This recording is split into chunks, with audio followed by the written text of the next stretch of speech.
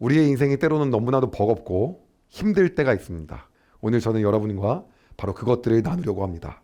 우리가 외롭고 우리의 삶이 버거워서 이것들을 극복하기 너무 힘들 때 오늘 성경에서 가르쳐주는 원리를 여러분과 이야기하려고 해요. 첫 번째는 바로 어떤 거냐면 기도입니다. 기도는요, 예수님도 하신 거예요. 예수님도요, 너무나도 마지막에 인간적인 그러한 고뇌와 인간적인 마음으로 힘듦과 외로움을 겪으셔야 될 때가 있었어요. 그래서 그분도요, 마지막에 십자가에 못 박혀 죽으시기 전에 감람산에 올라가셔서요, 평소의 습관처럼, 즉 올리브산이죠, 거기에 올라가셔서 기도하기 시작합니다. 그리고요, 예수님도 하나님께 도움을 구하며 기도해요. 그 장면을 여러분들께 한번 읽어드리겠습니다. 쉬운 성경입니다. 누가복음 22장 39절에서 44절이에요. 예수님께서 예루살렘 밖으로 나가셔서 늘 하시던 대로 올리브산으로 가셨습니다. 제자들도 예수님을 뒤따라 갔습니다. 그곳에 이르셔서 예수님께서 제자들에게 말씀하셨습니다. 시험에 들지 않게 기도하여라. 그리고 제자들을 떠나 돌을 던져 닿을 만한 곳에 가셔서 무릎을 꿇고 기도하셨습니다. 아버지, 만일 아버지의 뜻이라면 제게서 이 잔을 없애주십시오. 그러나 제 뜻대로 되게 하지 마시고 아버지의 뜻대로 이루어지게 하십시오. 그러자 하늘로부터 천사가 나타나 예수님께 힘을 북돋워 주었습니다. 예수님께서 고통스러워하시며 더 간절히 기도하셨습니다. 땀이 마치 핏방울처럼 땅에 떨어졌습니다. 지금 뭘 얘기하는 겁니까? 예수님께서 기도하자 천사가 나타나서 힘을 북돋워 주었다고 성경은 얘기하고 있어요. 근데 예수님의 당시의 상태가 어떻다고 표현하고 있습니까? 개역개정으로 한 번 더 읽어드릴게요. 누가복음 22장 44절입니다. 예수께서 힘쓰고 애써 더욱 간절히 기도하시니 땀이 땅에 떨어지는 핏방울같이 되더라. 그분이 뭐예요? 간절히 기도하는 거죠. 그러자 누가 나타납니까? 43절이에요. 천사가 하늘로부터 예수께 나타나 힘을 더하더라. 여러분, 우리가 힘들고 어려운 순간이 있어요. 예수님께서도요, 고통스러워하시며 기도하셨다고 성경은 얘기하고 있어요. 근데 그 순간에도 뭐 합니까? 기도하시며 하나님께 나아가자 천사가 나타나 힘을 북돋워 주었다고 얘기하는 겁니다. 우리가 힘들 때, 절망스러울 때 우리가 뭐 해야 되는 겁니까? 기도하며 나가야 된다고 성경은 얘기하고 있습니다. 너무나도 뻔한 얘기지만 그럼에도 불구하고 정작 힘들면 우리가 한탄하고 하늘을 바라볼 때가 있어요. 그러나 그러면 안 됩니다. 그때 손을 모아서 우리가 예수님이 했던 것처럼 기도하며 하나님께 나아가야 됩니다. 두 번째입니다.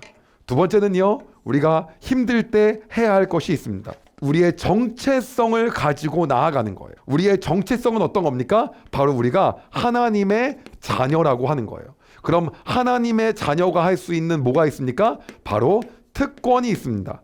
그 특권은 어떤 겁니까, 여러분? 바로 하나님을 뭐라고 부를 수 있는 거예요? 아버지라고 부를 수 있는 거예요, 아버지. 그래서 우리가 아버지라고 부르며 나아가는 겁니다. 이것이 두 번째예요. 영접하는 자, 곧 그 이름을 믿는 자에게는 하나님의 자녀가 되는 권세와 특권을 주신 겁니다. 그렇기 때문에 우리가 힘들 때 뭐 할 수 있어요? 아버지라고 부를 수 있는 거예요. 로마서 8장 15절에서 16절은 이렇게 이야기합니다. 여러분이 받은 성령은 여러분을 다시 두려움에 이르게 하는 노예로 만드는 영이 아니라 여러분을 하나님의 자녀가 되게 하는 영이십니다.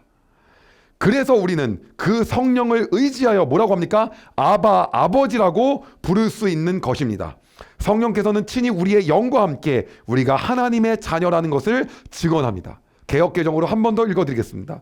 너희는 다시 무서워하는 종의 영을 받지 아니하고 양자의 영을 받았으므로 우리가 아버지라고 부르짖느니라. 성령이 친히 우리의 영과 더불어 우리가 하나님의 자녀인 것을 증언하시나니. 할렐루야, 아멘. 그렇기 때문에 우리가 힘들 땐 어떻게? 아버지라고 부를 수 있는 거예요. 이것이 우리에게 하나님께서 주신 특권이라고 하는 거예요. 성령의 힘입어 우리가 아버지라고 우리가 고통 중에 부를 수 있는 겁니다. 그 다음입니다. 다음은요, 세 번째가 있어요. 세 번째는요, 우리가 소망을 어디에 두냐가 굉장히 중요한 포인트예요. 어디에 소망을 두냐? 우리가 하나님께 희망을 가져야 합니다. 갖기. 이것이 고통 중에 우리가 해야 될 일이라고 하는 거예요.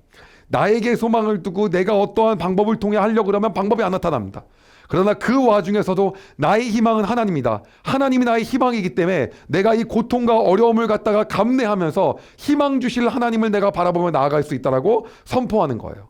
오늘 시편 42편 5절은 우리에게 이렇게 얘기합니다. 쉬운 성경입니다. 오, 내 영혼아 어찌하여 슬퍼하는가? 왜 그렇게 속상해하는가? 하나님께 희망을 가져야 할 것이다. 나를 구원하신 분이시며 나의 하나님이신 그분을 마땅히 찬양해야 할 것이 아닌가? 개역개정입니다. 내 영혼아 내가 어찌 낙심하며 어찌하여 내 속에서 불안해하는가? 너는 하나님께 소망을 두라. 그가 나타나 도우심으로 말미암아 내가 여전히 찬송하리로다. 이것이 하나님께서 오늘 우리에게 말씀하시는 거예요. 누구에게 그래도 희망을 가져야 된다? 우리가 여전히 그럼에도 불구하고 하나님께 희망을 갖고 나아가라고 하는 겁니다. 그럴 때 하나님이 우리를 뭐 한다는 거예요? 마땅히 우리를 구원하시고 그리고 그분께서 나타나 우리를 도우신다라고 하는 겁니다. 이것이 우리가 어려울 때 나아가야 한다라고 하는 거예요. 다음은요, 우리가 힘들고 어려운 상황에 있을 때 바로 무엇을 해야 되냐면요, 네 번째입니다. 네 번째는 주변을 바로 점검해야 됩니다.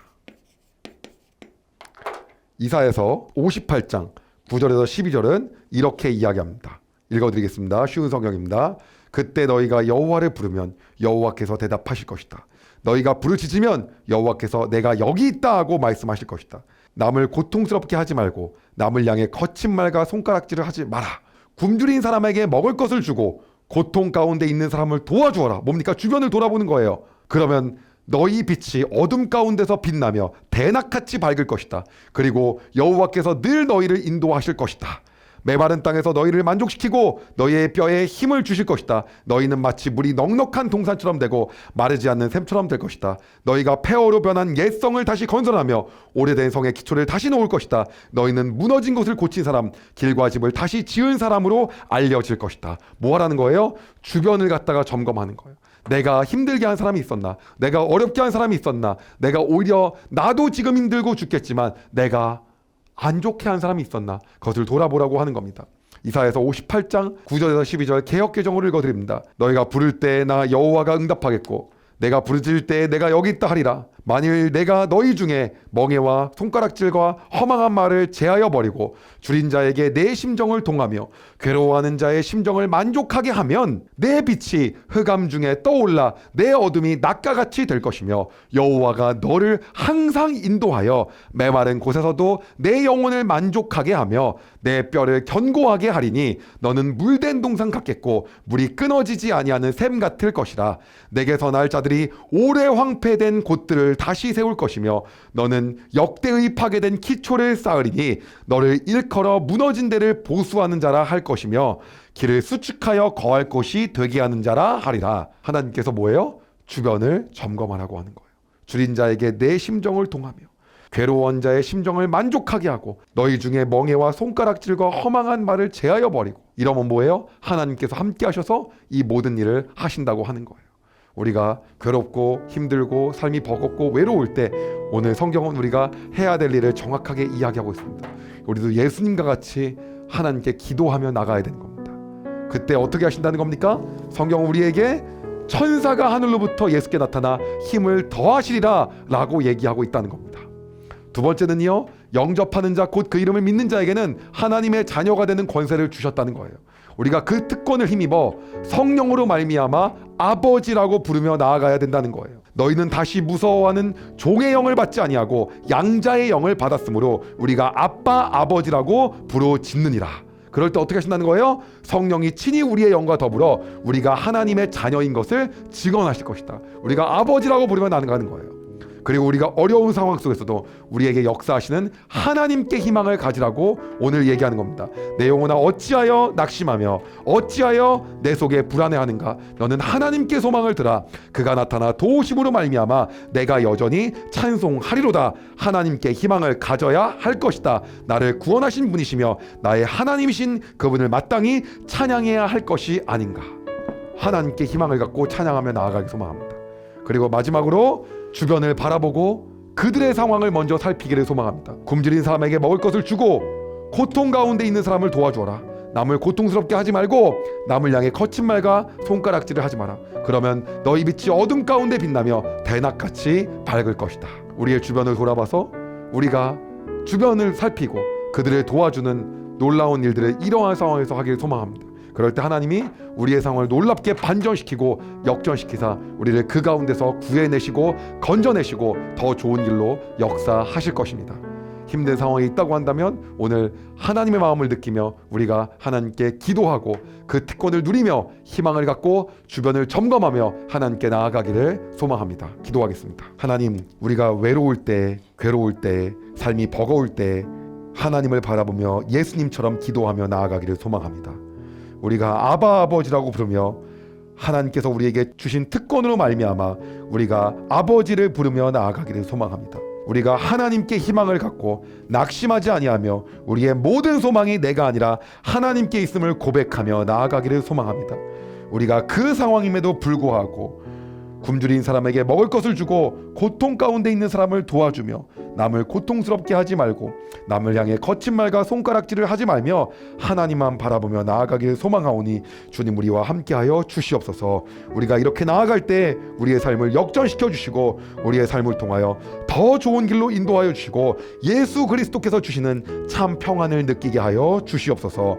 주님을 바라봅니다. 주님 함께하여 주시옵소서. 이로 말미암아 하나님께서 우리에게 말씀하신 것처럼 너희의 빛이 어둠 가운데서 빛나며 대낮같이 밝게 되는 놀라운 역사가 일어나게 하여 주시옵소서. 주님을 찬양합니다. 예수님의 이름으로 기도드립니다. 아멘. 여러분, 은혜 많이 받으셨나요? 이 영상을 통해 더 많은 사람들에게 하나님의 은혜를 공유하길 원하신다면 여러분의 구독과 좋아요가 꼭 필요합니다. 오늘도 여러분의 삶에 하나님의 은혜가 가득하길 진심으로 소망합니다.